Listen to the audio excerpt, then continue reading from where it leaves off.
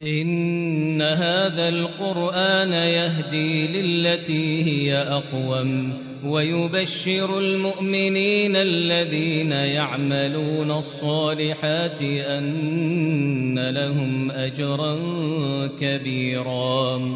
الحمد لله نحمده ونستعينه ونستغفره ونؤمن به ونتوكل عليه ونعوذ بالله من شرور أنفسنا ومن سيئات أعمالنا من يهده الله فلا مضل له ومن يضلله فلا هادي له ونشهد أن لا إله إلا الله وحده لا شريك له ونشهد أن محمدا عبده ورسوله.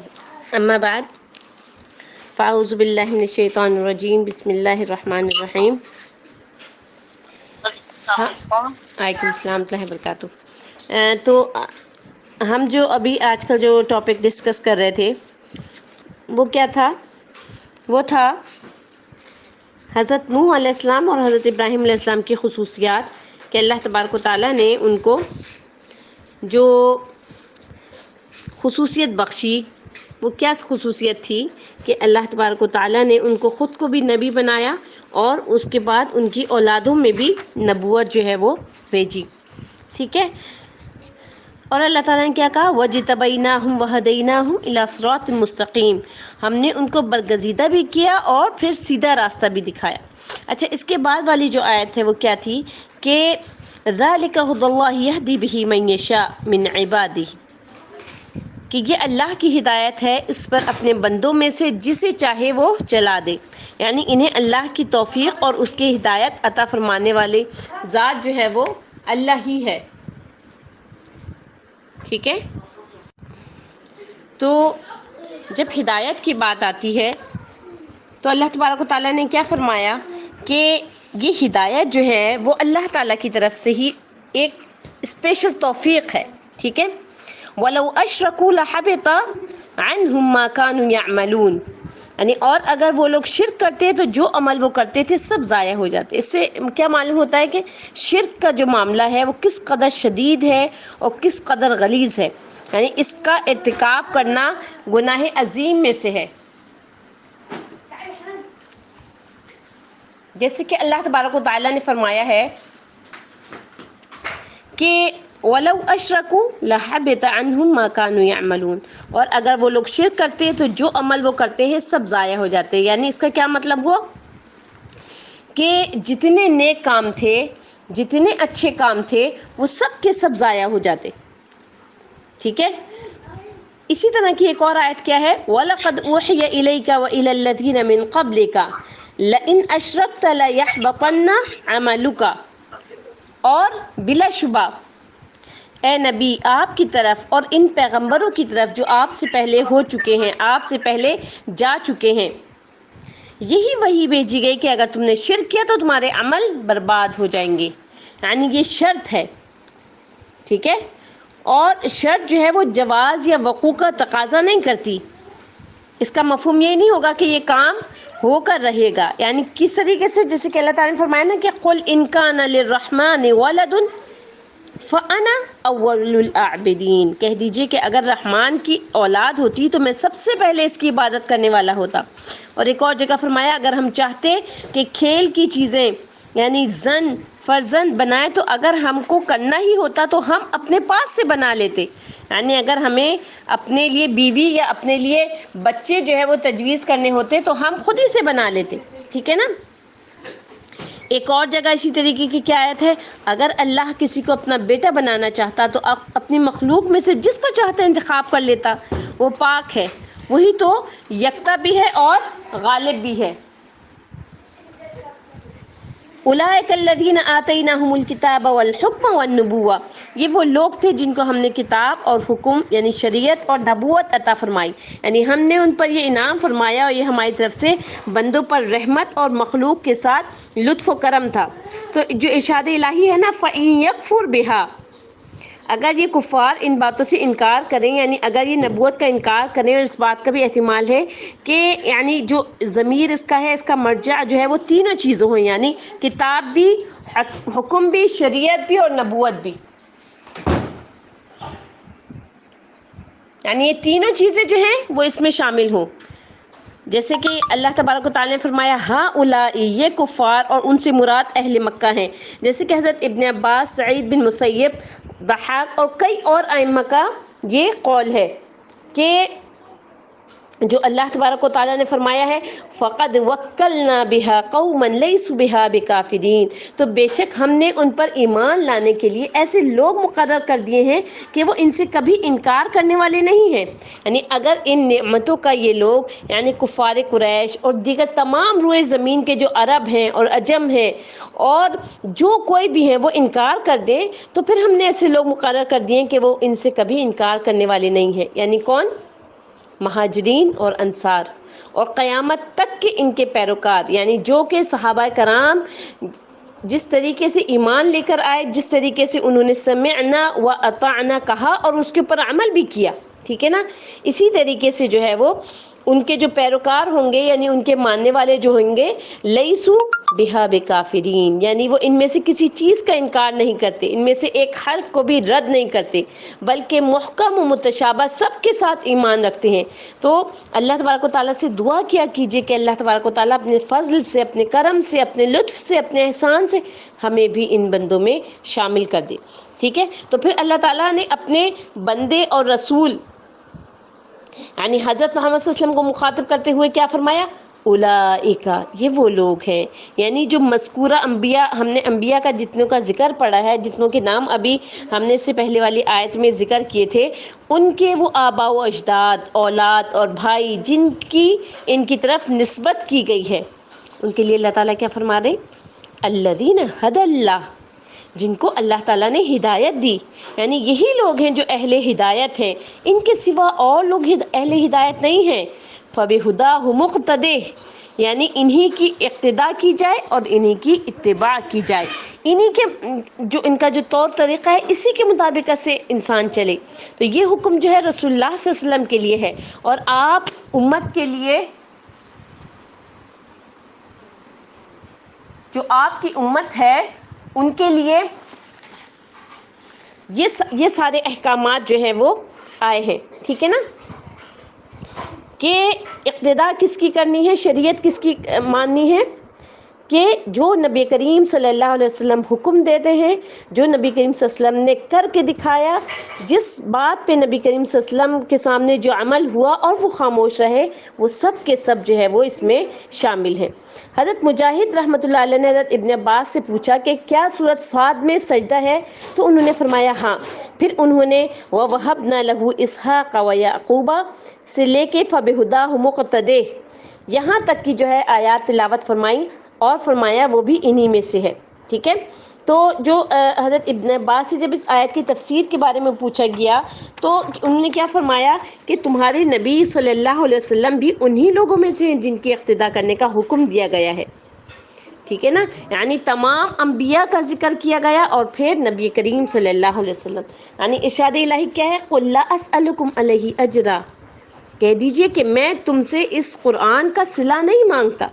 یعنی کبھی ایسا ہوا ہو کہ نعوذ باللہ نبی کریم صلی اللہ علیہ وسلم نے کہا ہو کہ جو ہے میں چونکہ تم تک ہدایت لے کر آ رہا ہوں تو تم مجھے اس کا صلہ دو؟ حتیٰ یعنی اسپیشل جو ہے وہ کفار قریش جو تھے انہوں نے جو ہے آفر کی نبی کریم صلی اللہ علیہ وسلم کو کہ اگر تم نبی اس لیے بنے ہو، اپنے آپ کو نبی تم ظاہر کر رہے ہو نعوذ باللہ، کہ جو ہے تمہیں کسی خوبصورت لڑکی سے شادی کرنی ہے تو ہم تمہاری کروا دیتے ہیں، اگر تمہیں مدینے کا جو ہے وہ سردار بننا ہے یا مکے کا سردار بننا ہے ہم تمہیں بنا دیتے ہیں، اگر تمہیں مال و دولت چاہیے ہم تمہیں دے دیتے ہیں۔ لیکن انہوں نے جو ہے کیا کہا کہ اللہ تبارک و تعالیٰ کے لیے میں یہ سب کچھ کر رہا ہوں۔ تو اللہ تعالیٰ نے قرآن میں اسپیشل کیا فرمایا کہ اے نبی آپ بتا دیجئے انہیں کہ میں کسی چیز کا صلہ نہیں مانگتا تم سے، یعنی تم تک قرآن پہنچانے کی میں تم سے کوئی اجرت طلب نہیں کرتا اور نہ ہی تم سے میرا کسی بھی قسم کا کوئی مطالبہ ہے۔ ان ہوا الا ذکر للعالمین، یہ تو جہان کے لوگوں کے لیے محض نصیحت ہے تاکہ وہ اس سے نصیحت حاصل کریں اور اندھے پن کے بجائے ہدایت، سرکشی کے بجائے بھلائی اور رشد، اور کفر کے بجائے ایمان کی دولت کو وہ حاصل کر لیں۔ یعنی یہ تو ذکر للعالمین ہے، نصیحت ہے، اور نصیحت کون قبول کرتا ہے؟ نصیحت جو ہے وہ صرف وہی قبول کرتا ہے جس کو اللہ تبارک و تعالیٰ نے ہدایت کے لیے چن لیا ہو، جس کے دل کو اللہ تبارک و تعالیٰ نے ایمان کے لیے کھول دیا ہو، اسی کو جو ہے وہ نصیحت جو ہے وہ اس کے لیے کارآمد ہوتی ہے، ورنہ سب کے سب جو ہے وہ ایک کان سے سنتے ہیں اور دوسرے سے اڑا دیتے ہیں۔ یا کچھ لوگ کیا کرتے ہیں کہ سنتے ہیں لیکن اس پر عمل نہیں کرتے، کچھ لوگ کیا کرتے ہیں سنتے ہیں اور اس کے بعد جو ہے وہ پھر کیا کرتے ہیں مذاق اڑانا شروع کر دیتے ہیں۔ تو یہ تو ہدایت ہے۔ حضرت محمد صلی اللہ علیہ وسلم سے کیا کہا جا رہا ہے کہ آپ ان کو بتا دیجئے کہ میں تم سے کسی اجر کا طالب نہیں ہوں۔ یہ تو ایک عام نصیحت ہے تمام جہان والوں کے لیے۔ تو کیا پتہ چلتا ہے کہ اللہ کی جو بات ہے وہ کسی کو بتا کر اس سے کسی اجرت کی توقع نہیں رکھنا چاہیے۔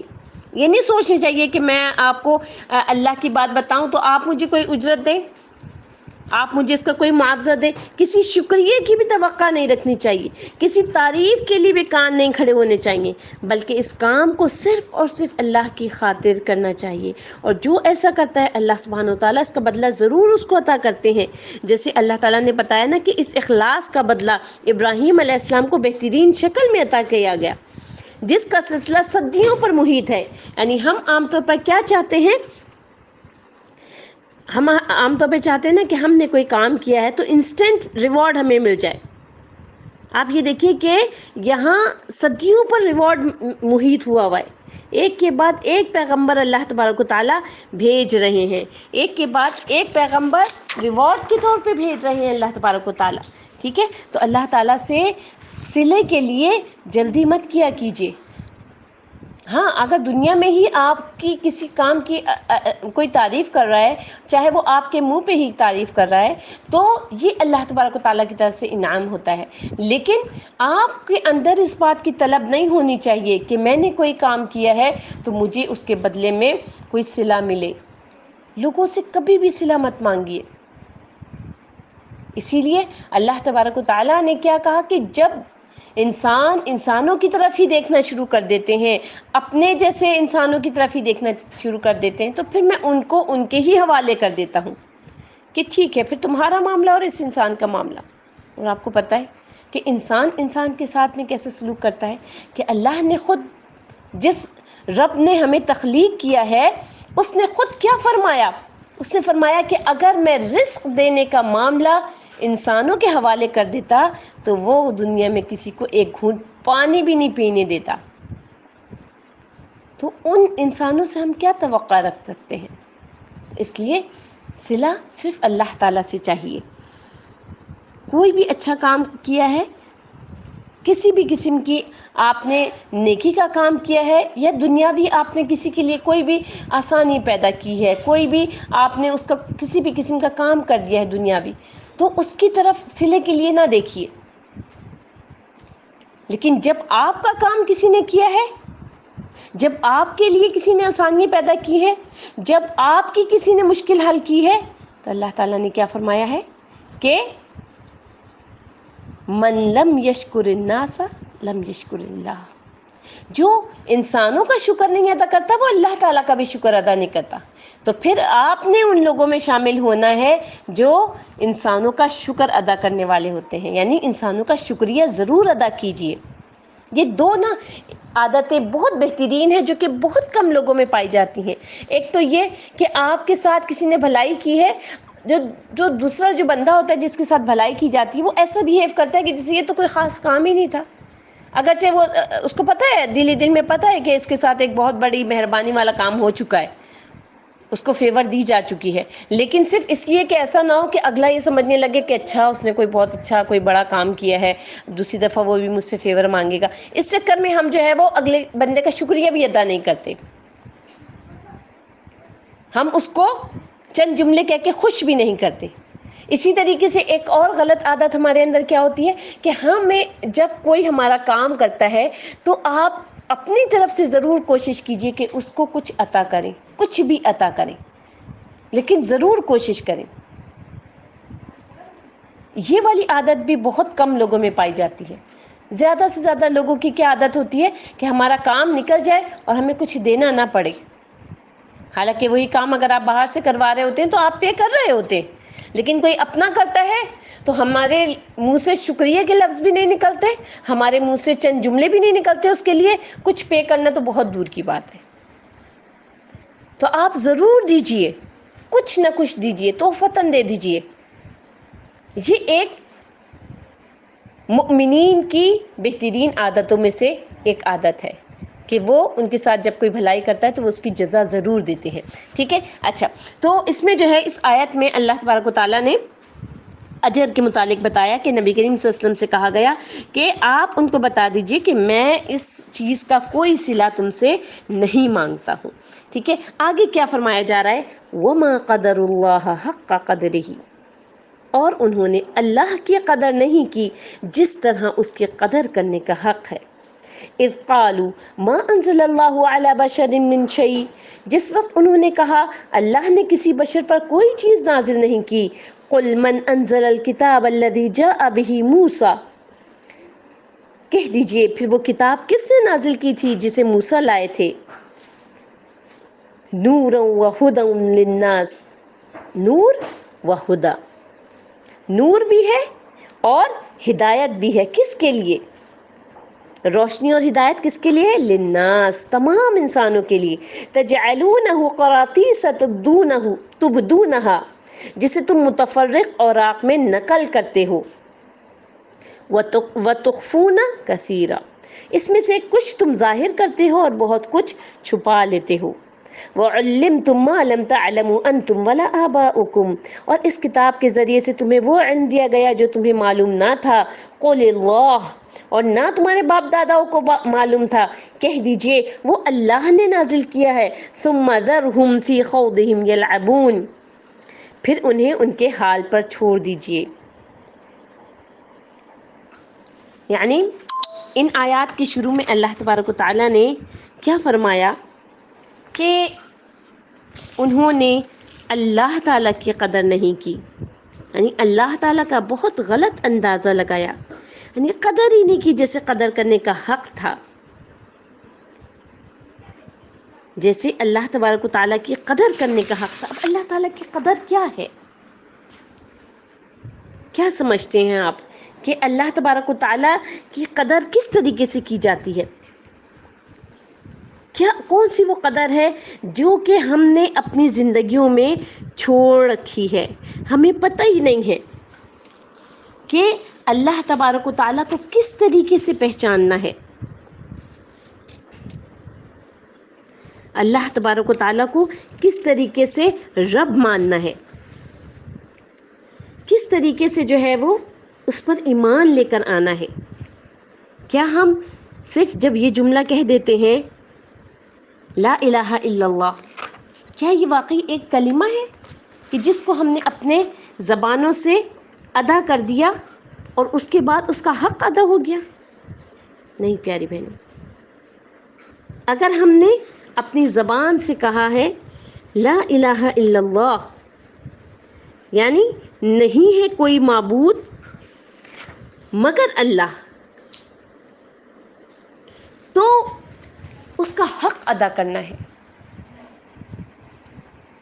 اسی لیے اللہ تبارک و تعالیٰ نے کہا نا کہ جو یہودی اور جو کفار تھے وہ کیا کہتے تھے کہ نعوذ باللہ اللہ فقیر ونحن اغنیاء، اللہ تبارک و تعالیٰ جو ہے نعوذ باللہ وہ فقیر ہیں اور ہم غنی ہیں، ہمارے پاس بہت مال و دولت ہے۔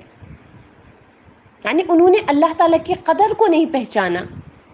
اب آج اگر ہم اپنی زندگیوں میں اپنے جیسے انسانوں کے آگے ہاتھ پھیلا رہے ہیں، اگر آج ہم اپنی زندگیوں میں اپنے جیسے انسانوں کو الہ مان رہے ہیں، ان کو رب مان رہے ہیں، آپ کو پتہ ہے یہ چیز بھی شرک میں داخل ہو جاتی ہے کہ اگر آپ نے کسی کو کوئی کام کہا ہے، آپ نے یہی سوچ کے کہا ہے نا کہ میرا یہ کام یہ شخصیت کر دے گی، ٹھیک ہے، آپ نے ایک دفعہ کہہ دیا، اس کے بعد آپ نے ریمائنڈ کروانے کے لیے ایک دفعہ اور کہہ دیا، ایک دفعہ اور کہہ دیا، اس کے بعد بھی آپ کے ذہن میں یہی چیز ہے، اس شخصیت نے کام نہیں کیا آپ کا۔